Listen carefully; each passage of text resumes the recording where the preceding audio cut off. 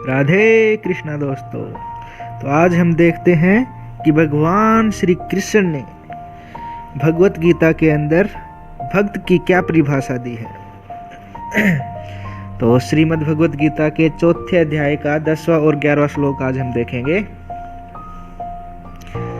10वां श्लोक, विताराग भय क्रोधा मन्मया मामुपाश्रिताः, अर्थात जो राग, भय और क्रोध आदि से सर्वथा मुक्त है।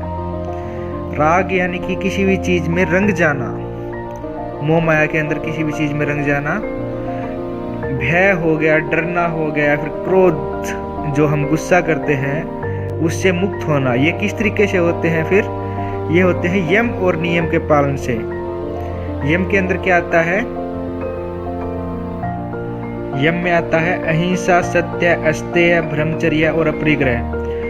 और जो नियम है उसके अंतर्गत आता है सोच, संतोष, तप, स्वाध्याय, ईश्वर प्रणिधान। तो अहिंसा के अंदर आता है हिंसा न करना। सत्य के अंदर हमें हमेशा सत्य ही बोलना चाहिए किसी भी कंडीशन में। अस्तेय होता है किसी भी चीज को चोरी न करना, किसी और की चीज को अपना करने की कोशिश न करना, बल्कि खुद प्रयास करके उसको कमाने की कोशिश करना। ब्रह्मचर्य का आपको पता ही है कि वीर्य स्खलन से रोकना। और अपरिग्रह कि किसी भी चीज को संग्रह करने की कोशिश न करना। तो जब संग्रह नहीं करते हैं तो ये यम हो जाता है अपना सिद्ध। तो उससे अपने को भूतकाल, वर्तमान काल और भविष्य काल, तीनों कालों का ज्ञान हो जाता है। फिर आता है तप, फिर आता है नियम। नियम के अंदर आते हैं सोच, संतोष, तप, स्वाध्याय, ईश्वर प्रणिधान। सोच मतलब अंतर और बाह्य सोच हो गया। और संतोष, जो भी चीज़ हमें मिली है उस चीज़ के अंदर हमें संतोष करना चाहिए। तप के अंदर आता है कि सर्दी, गर्मी, सुख, दुख, जुखाम वगैरह जो भी चीज़ होती है उसको सहते हुए अपने जो मेन गोल है मोक्ष प्राप्ति, उसको प्राप्त करने के लिए बिना रुके प्रयास करते रहना। स्वाध्याय के अंदर आता है कि अपने ग्रंथों को, वेदों को पढ़ना और अपना खुद का स्वाध्याय करना, मतलब खुद को जानना, समझना, क्या कर रहा हूँ, क्यों कर रहा हूँ, कैसे कर रहा हूँ। और ईश्वर प्रणिधान, ईश्वर की भक्ति में लीन रहना।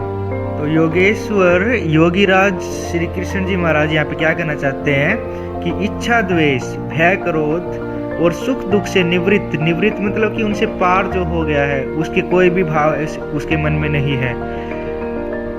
और उसके साथ ज्ञान रूपी तप मतलब स्वाध्याय, खुद का स्वाध्याय करके जो समर्थ हो चुका है वही भक्त मुझे प्राप्त करने के योग्य है।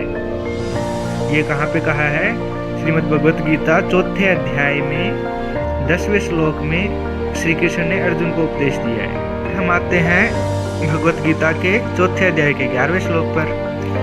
ये यथा माम प्रपद्यन्ते तांस्तथैव भजाम्यहम् मम वर्तमानुवर्तन्ते मनुष्याः पार्थ सर्वशः। मतलब कि जो भक्त जिस प्रकार से बजते हैं अर्चना, स्मरण, कीर्तन आदि में भी उनको उसी प्रकार भजता, उपलब्धता या सुलभ होता हूँ, क्योंकि सभी मनुष्य सब प्रकार से मेरे ही मार्ग, मुझे ही प्राप्त करने लिए का अनुसरण करते हैं। परंतु यहाँ यह भी भगवान ने स्पष्ट किया है कि जिनमें राग, भय, क्रोध आदि सर्वथा नष्ट हो गए थे और जो मुझ में अनन्य प्रेम पूर्वक स्थित हैं रहते थे, ऐसे भक्त ही ज्ञान रूप तप से पवित्र होकर मेरे स्वरूप को प्राप्त हो चुके हैं। तो यहाँ पे भगवान क्या कहना चाहते हैं कि जो भी जिस भी प्रकार के, जिस भी विधि से मेरे को स्मरण करेगा, जिस भी विधि से मेरे को प्राप्त करना चाहेगा, मैं उसी विधि से उस भक्त को अपने दर्शन दूंगा, अपनी कृपा उसके ऊपर डालूंगा और अपना जो अस्तित्व है उसको मैं सिद्ध करूंगा।